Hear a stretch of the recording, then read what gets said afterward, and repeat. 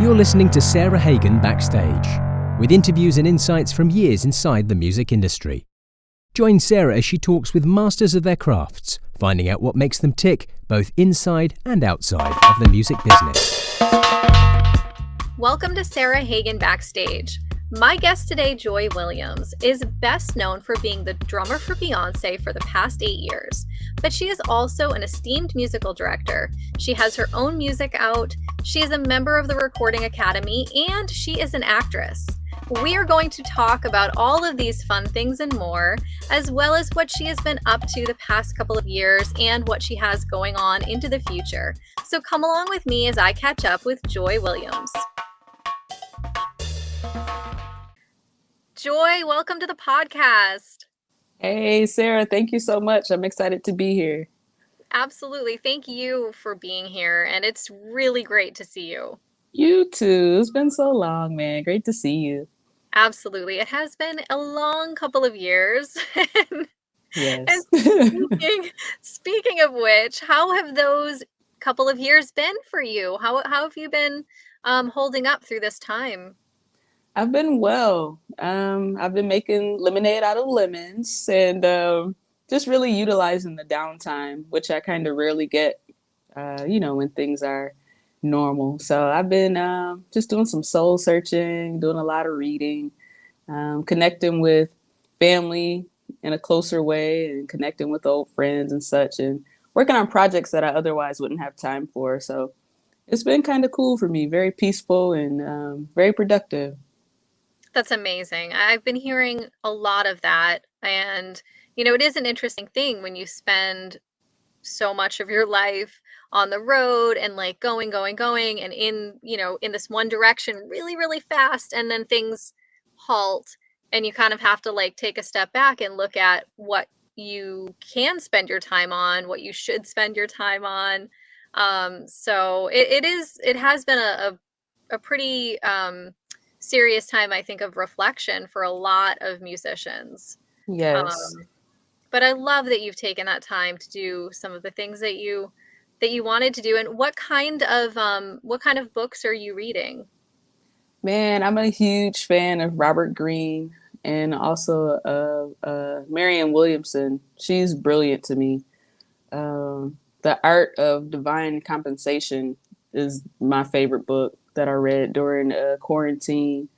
I'm currently on the Laws of Human Nature, and I feel like with things starting to open back up, it's just kind of good to just kind of study like the human mind and study behaviors so you can so I can better communicate with people and just kind of get a gauge for, where people are coming from and such, and just be an all around better communicator. So those are a couple of the books that I checked out and enjoyed a lot.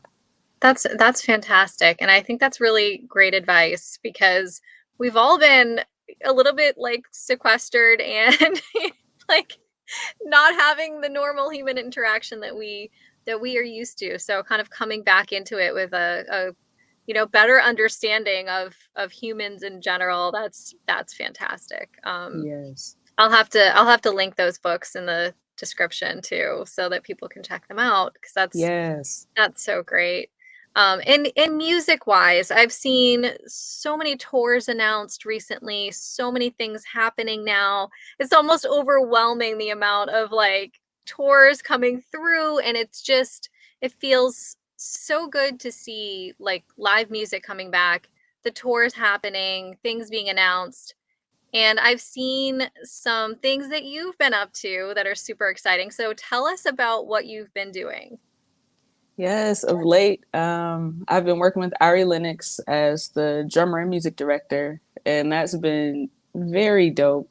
It's been challenging, yet it's been fun. It's been interesting and a learning experience for sure. So that's my main focus these days, and I'm grateful to be working with her. That's incredible. And you get to play with your sister on that gig, right? Yes, my sister Vidi is playing bass. She's bringing the house down. But yeah, I get to play with my sister, and it's very, man, amazing because we've played together growing up, of course, but to get to consistently play on a professional stage is a blessing for sure.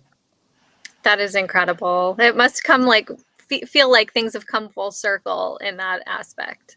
Yes, it does feel that way. And it's just a blessing to have a compadre on your side, you know, just every step of the way. Just have, you know, some family with you. It's a blessing. Absolutely. And speaking of growing up too, tell us about like the first moment when you realized that you wanted to play drums. Man, my first moment realizing that I wanted to play drums was at age 10 in church.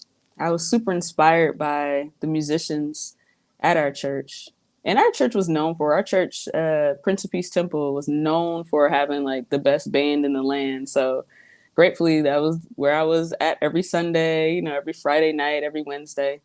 And I just got a chance to soak in a lot of great music and a lot of great musicianship. So just seeing that and being around that really inspired me and, you know, kind of helped with my decision to become a drummer at age 10. That is so great. And it sounds like you had a lot of support in your dream from that young age. Yes, I did, gratefully. My parents nurtured what they saw in me, and I'm truly grateful for that. Like, it's just important, I feel like, you know, to plant seeds when you see someone has an interest in something that's healthy and something that's productive. So I'm grateful that my parents planted those seeds and, you know, allow it to grow into a beautiful plant of drumming. I love that analogy. That's fantastic. And when you started playing, you were listening to I remember you talking about listening to a lot of gospel music at that time as well. Is that predominantly the music you were hearing? Yes, mostly gospel for sure. And the style of gospel drumming, in my opinion, compared to some other genres, is a bit more complex. So getting my start with, you know, some complex drumming, I feel like helped me along the way because for me it's easier to kind of scale back what I'm playing versus trying to figure out more intricate things to play. So growing up in that and listening to it, it kind of just, you know, kind of set me at a place where I kind of had a lot of versatility and a lot of like a lot of drum vocabulary, if you will. Absolutely. It translates to so many other genres. You Yes. know, whereas a lot of genres don't really translate to gospel playing. So I think you're right. True. It totally set you up for, you know, having a lot of different opportunities, I'm sure. Yes, very true.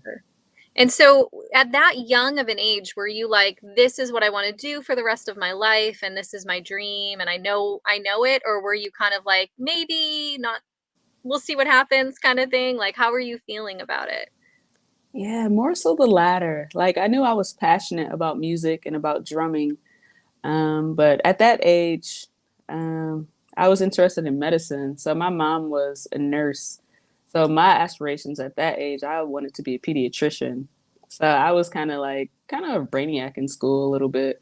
So I was Mm-hmm. focused on that. And just the drumming to me was just fun. So at that point, I didn't think that I would play drums like, you know, full time and that'd be my livelihood. I just thought it was cool and fun. Yeah, and I think that's a good way to look at it too, because when it's fun, you want to keep doing it. You want to spend time doing it, right? When it's like Yes. a passion of yours. Um, but we did talk. With the first time I met you, this came up somehow that you have a criminal justice degree. I do. I have a bachelor's in criminal justice. And I do as well. So I was one of those things where we were like, what in the What world? You know? are the odds? But like there's a connection there for sure because I feel like music is a lot about your interaction with other people, right? With the other Yes. musicians, the relationship, the you know, the push and pull between. And criminal justice, there's so much sociology in there. There's so much, like we were just talking about the books that you've been reading, like humanity, understanding people, why they do what they do, how they are, how to interact with people. And so there is like some weird connection there. I feel like it just goes together. There are a bunch of other drummers who are criminal justice like majors or former police officers, something like it's just like the strangest thing. It is. But and law, you were interested in like going to law school possibly at some point, right? Yep. So probably after my freshman year, that's when I started considering going on to law school. But around that time, college time is I think that's when I started thinking more so about playing drums full time professionally. Mm-hmm. So it was like law and it was drumming. So drumming ended up winning. Good. We like that. We're happy about that. But, you know, I always say the same thing. I'm like, yeah, maybe someday I'll go to law school. I don't know, maybe. But it definitely is something I think that's like, it's helped me throughout my career and, you know, contract negotiating, like understanding people. It's just, yeah, there's definitely something there. And I also I have to point this out too, because you've used your criminal justice knowledge to promote criminal justice reform. Yes. And being a voice in that arena. And I think that's amazing. Thank you. I feel like that's probably the purpose of me having studied it, because I had thought about FBI and Border Patrol and all these different things. And to me, those don't necessarily, align with what it is that I want to do. So I think the best way to use my knowledge in criminal justice is to help reform the system. Because as a Black woman, it is kind of hard to see, you know, Black people and people of color being so just being victims of the system pretty much. So to me, the system that we have in place now doesn't necessarily reform or help to rehabilitate. It's more so based on punishment, and you know, it's aimed at a certain class of people. So I've just been working with Lewis Reed, who was like a GOAT as for criminal justice reform, and just been trying to help out as much as I can. And I know most things won't get done overnight, but I'm definitely going to do my part in chipping away and making sure that, you know, that the system actually helps to rehabilitate people. Absolutely. And it's fantastic that you are able to use your voice and your position where you've come, where you've gotten to in your career, you know, to do something that's really close to your heart, has been for a long time, and very meaningful. So that's fantastic. And I'll definitely put a link in the description to the organization as well, because I think that's important to call out. Yes, thank you. Yeah, absolutely. And you know, back to music, you've just had like the most incredible career. The first time I met you, and you know, I just knew you was Joy the drummer, right? Joy the drummer. That was was your like I just seeing like your career path has been amazing. Oh, thank you. It's been a cool trajectory, and I'm just like, man, like I get kind of amazed at God, like for the opportunities and the favor. I'll get calls out of nowhere, and my mind will just be blown. Like, man, how did you even contact me, or you know, how'd you find me? So, I'm grateful for the career trajectory for sure.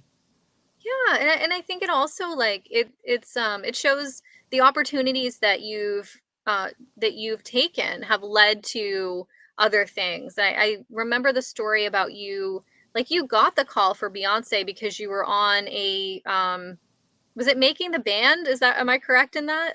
Yeah, Making His Band on MTV. Making His Band. Yeah, with Diddy. Yes. Oh, yes. That's what it was. And that kind of like led to you making some connections from that, right? And getting that call. Yeah, it did. Derek Dixie, who's really one of the greatest music directors. I was talking to him the other day, you know, being that I'm MDing again now too, and just kind of picking his brain on certain things and just watching him work in such the genius way that he does. But back then, he and I were just both drummers trying to figure it out, both auditioning to be in this band for Diddy.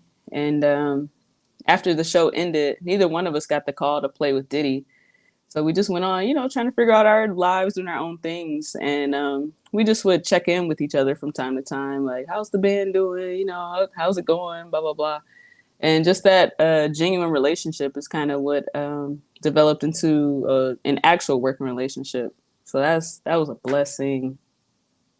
Absolutely. And I feel like that's, again, another point when we talk about the relationships, right? And the just developing those over time, and your attitude toward things and the way that you come across, Joy, is so positive and wonderful always. And I have to say that about you, because it makes such a big difference, not just in how you are outwardly, but like in your life. I'm sure that you talked about like self-care and reflection and all of those things, and I think just the way that how you project yourself is so apparent in the positivity, and it's just always there. So thank you for that. And thank you. That's very sweet. I try, and I don't know. It's good to hear that is working. Absolutely, yes. The positivity is coming through for sure, and I do think that is something that carries through in your career, because you make those connections. People want to be involved with you. They want to give you the call for things, and it does make a big difference. So that's just amazing. And so you get this call to go on the road basically with Beyoncé, right? Like, get into the rehearsals and all of that stuff. How was that transition for you? Man, that transition for me was it was a bit challenging, but to me it was more exciting than challenging, because I was such a huge fan of Beyonce, and I watched all the DVDs and all the BTS about tour life. So our first long rehearsal, I was actually excited. I was like, man, this parallels what I've been watching on the DVDs. And like the rest of the band members are like tired and looking at me like, really? I'm like, yeah, this is cool, man. This is what I've been watching. So I was just like, man, over the moon, so excited about it, and was just very attentive,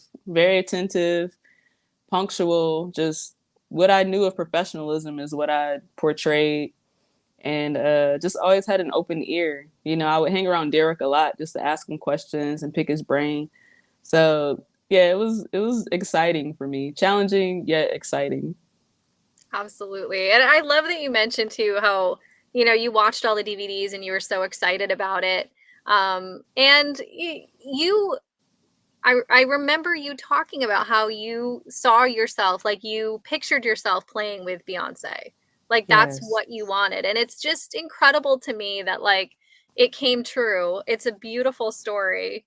And the fact that you're still excited about it. Like that's just fantastic. Yeah, it is. I believe in speaking things into existence and also putting the work behind. Faith without works is dead. So believing it and working towards it, to me, that's like the formula. But yeah, I still do get excited. Like, I don't know, like sometimes people will ask like, oh, you've been doing it for a while. Like this is my 8th year with B. So people are like, does it ever get old? And I'm like, not at all, Like it's fun and it's exciting still. Yeah, and it's been 8 years, but every new experience is completely different, right? New stage, well, the costumes are always fantastic. I'm always like, look, look at that. So great. So like it's new, even though that you've been there for years. There's always something new going on. Yeah, for sure. It's amazing. It's so amazing. And it's also translated into your own music that you've come out with. So you have Hometown Girl, right? Yeah. Is one of the songs, and that was inspired by Beyonce. It was. She gave me a cool shout out when we were in Buffalo during the On the Run 2 tour. And man, it was amazing because that was my first time playing in Buffalo with Beyonce. Because before then we do Toronto, which is 2 hours from Buffalo, but Buffalo is the type of market that doesn't usually get a lot of large shows. So that was my first time playing with Be There. And to get the shout out for my first time playing, I was just like, man, like it was super surreal. And though I had it in the in-ears, I could hear the crowd. Like that, the energy was that powerful in the stadium where when she said it, like the crowd like erupted pretty much. And I was just like, man, these are people who have been watching me for years. Some of them watched me grow up. They've seen me since the Williams sisters. So it was like a very, very exciting and surreal experience for me. So when she said Joy Hometown Girl, I was like, oh man, like I gotta write a song. Like I have to leave like a stamp in time for the shout out. So that's what I did. And it's been well received in the town too, in Buffalo. So it's cool, man. That's so great. It's so, so great. I love the inspiration behind that. And the song is fantastic. And you also have an EP, Heart Music, right? Heart Music. Yeah. Heart Music is my favorite. That's what I worked on. Well, one of the things I focused on during quarantine, I was like, man, I actually have time to do like some production and do some writing. And the music is reflective of the self-work. So I thought that was important too, just to be a little bit vulnerable and, just kind of give the people something kind of different from me.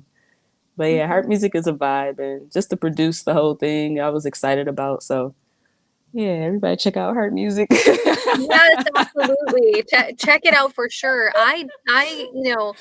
Some of the music that has come out of the quarantine, like you said, there's a different feeling to it. Like there's something there. There's something really, really special about this period in time and the creativity that it's fostered, Yes. So yeah, so I'm feeling that for sure. And I love that you've had time to explore some of these things. And speaking of something else that you do besides the drumming is acting.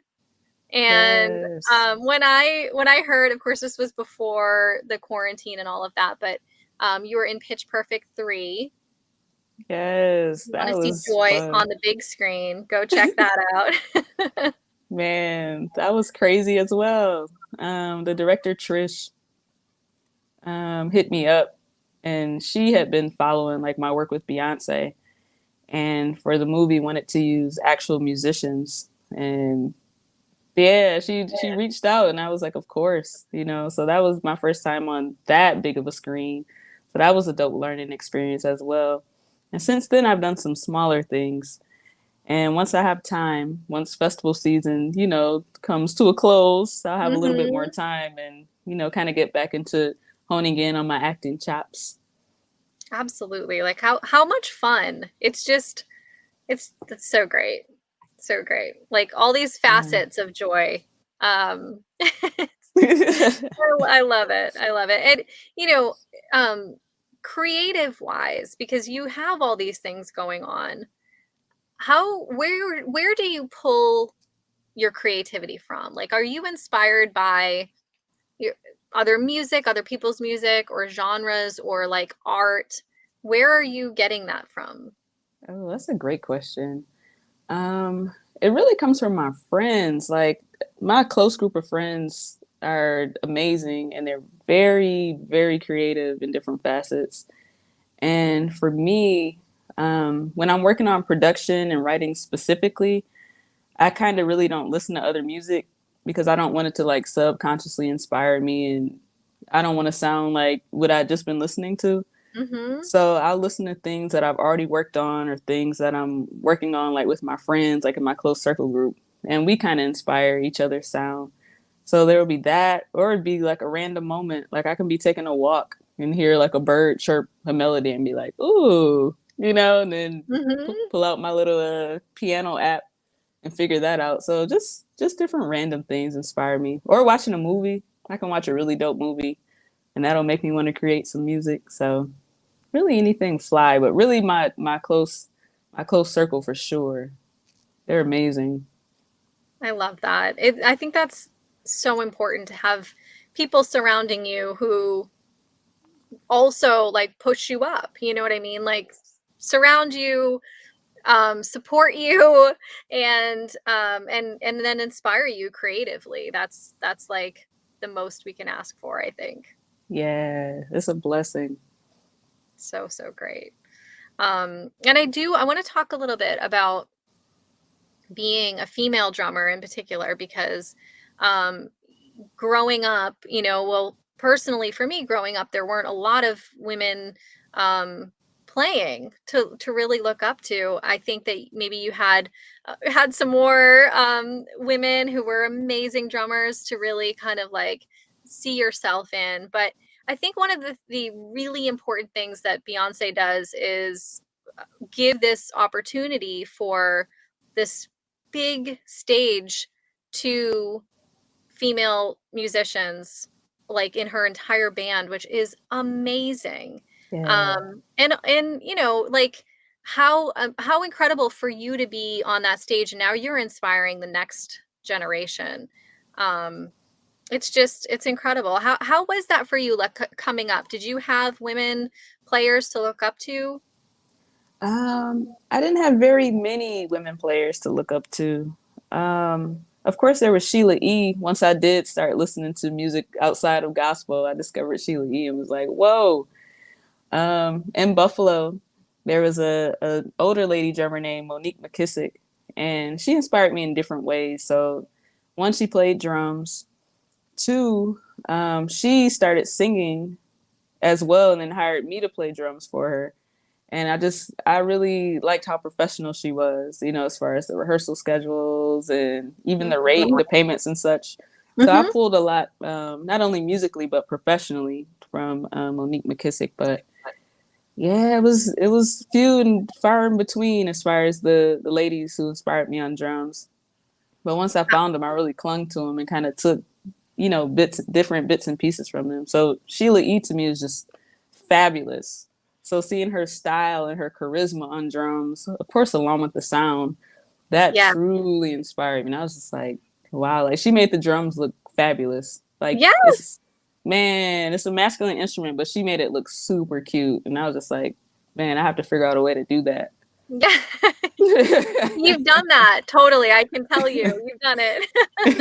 But I agree with you. Seeing Sheila,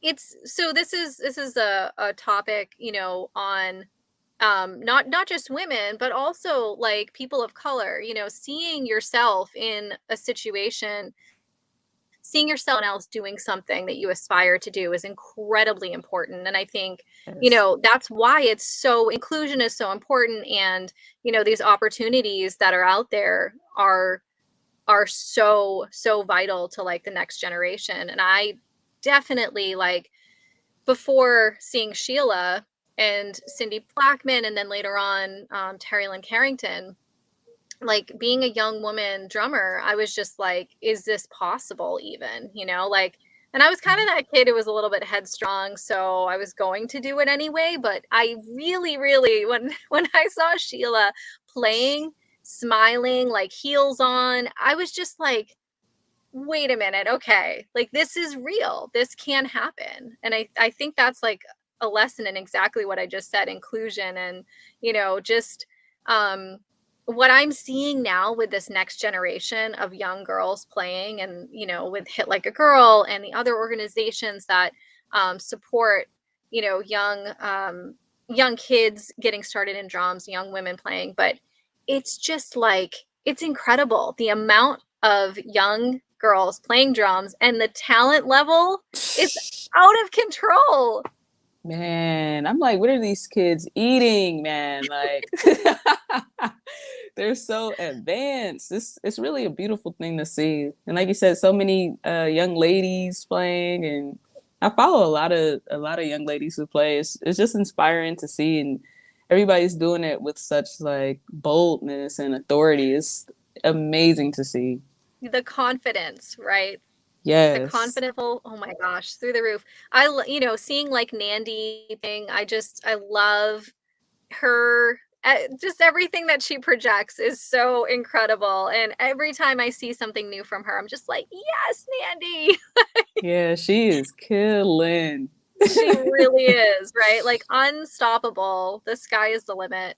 I think it's so what I'm saying is I think it's working. It's working. Like it's coming around and it's, we're seeing kind of the past 10 to 15 years of like real effort to make it inclusive and it's amazing to me. I can't wait to see where these young women go and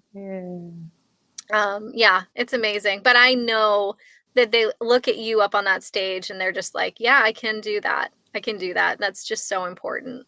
Yeah, that is beautiful. That it really is. And it's inspiring to me. It just makes me want to, do more and hone in even more and just be a great example and, in all facets for the young ladies. Yes, absolutely. Absolutely. Speaking of like what's the next generation, what's coming up, are you listening to anything lately that's like new, different, inspiring you musically? Is there anything out there that you want to point people in the direction of? Man, so our audience is probably mostly drummers, so they're already hip, but I've been listening to a lot of CJ Thompson. Like for a minute, I was just like over the past month, I've probably listened to him maybe like 2.5 weeks out of the month every day. Amazing. Like he's a huge inspiration to me, and like to me, he's very multifaceted. So he can execute his roles just in such a clean way. He's precise, and then when it comes to actually playing parts, like as for his triggers and his pads, he's just so like, man, just so accurate. So he's somebody who I've been listening to, and hopefully everybody will. CJ Thompson from North Carolina is amazing. Absolutely. I agree. And I will link to CJ as well so everyone can check him out if they haven't already, because that's incredibly important. That's like one of my favorite questions to ask because I get to discover new drummers, new musicians, and the listeners do as well. And like that's how we all connect. It's this community of drummers is so beautiful and supportive of each other. It's amazing. Yeah, it is. It's inspiring. It really is. And it doesn't feel competitive. It just feels like everybody's in their own space and supporting, everyone's choice of sound, everyone's choice of style. So it's definitely fly. Yeah, I agree. I think this like little microcosm of the music industry is so like it's so different than anything else. I can't imagine a bunch of I don't know, like I can't imagine a bunch of like rock star lead singers getting together and like chilling together. But like you get a bunch of drummers in a room and it's a giant family reunion basically. It is. And there's another young lady too. Her name escapes me. I'm trying to look it up really quickly, but she's from Dallas and she goes to Berkeley and she is just like ridiculous. Dang. I have to text you her name so maybe we can link her too, but absolutely. She's really, really dope. I feel like her name is Peyton or something like that, but she's like incredible. I've been watching her IG a lot. Yeah, I have to find her name and send it to you. But yeah, she's from Dallas and she goes to Berkeley and she's impeccable. Yes, I know who you're talking about, and I want to make sure that I get her name right. Let me make sure. Well, we'll find her. We'll put her in here because I agree. It's important to call out, the next generation for sure. Yes. I love that. And I'm sure she'll love that you were calling her out too. Hey, yeah, she's so great. She's great, man. Absolutely. So tell us what you have on the horizon for this year and upcoming. What are your plans?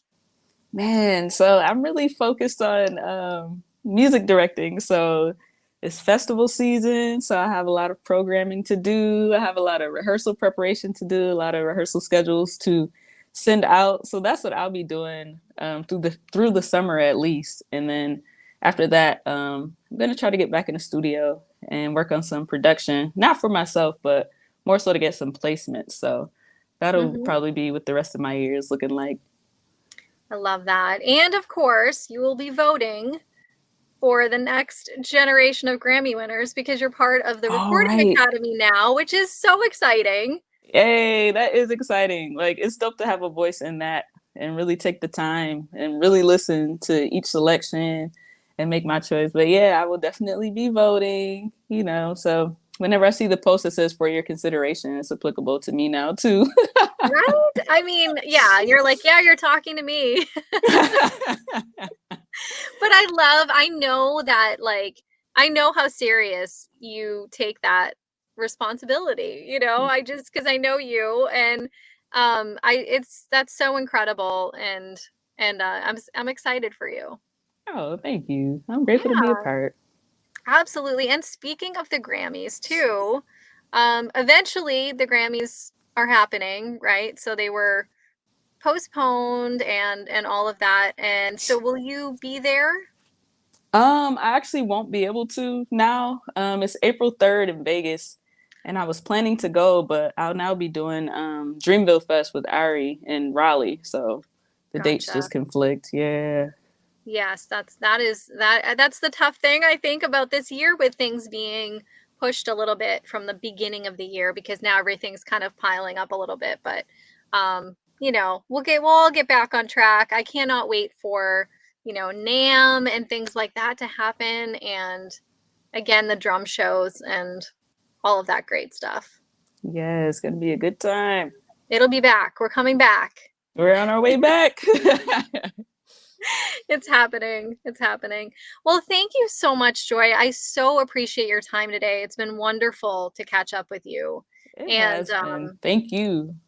Absolutely. I will put a bunch of links in the description so everyone can come and follow you, see what you're doing, check out the books you're reading, check out your music, and and just get out and see you when you come around, because no matter what you're doing, whether it's with Beyoncé or musical directing or drumming in a show, it's incredible. And just keep going. I love it. I can't wait to see what you do next. Man, thank you so much, Sarah. Love and appreciate you. Same to you. I'll see you soon. Yes, indeed. Okay. Bye. Bye. Thank you for tuning in today. Join us each Tuesday for new episodes of Sarah Hagan Backstage.